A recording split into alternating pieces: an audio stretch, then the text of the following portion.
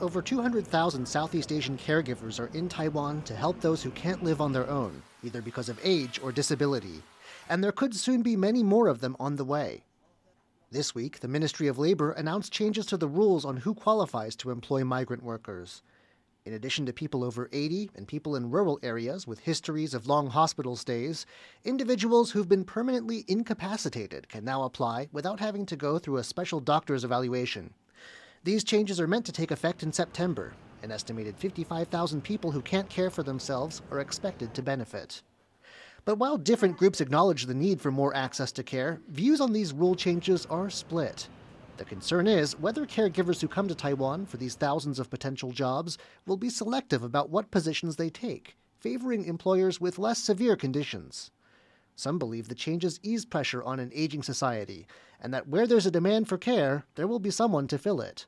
为什么医师评估巴氏健保都有蛮大的一个压力，是因为说太多的家庭都有需要了，所以我想这个本身并不是排挤效应，而是说整体我们照顾的需求量太大。But others worry that without government intervention, those who need care the most won't be able to find a caregiver. 放宽之后，要怎么去让看护工会愿意待在所谓的重症或者是照顾需求比较高的地方？那我们是建议是以不同工不同酬，给薪要有差别。Some who hire caregivers see things differently still.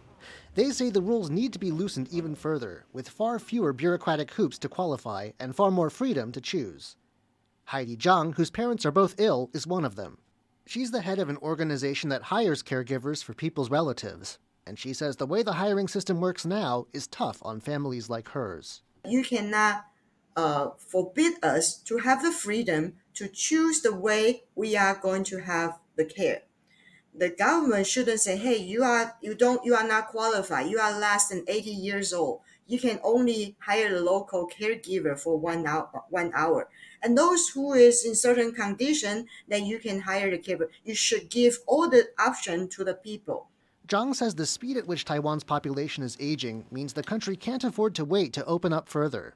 She says this is the way to make sure a growing need is met, and that older people in particular have a dignified end to their lives.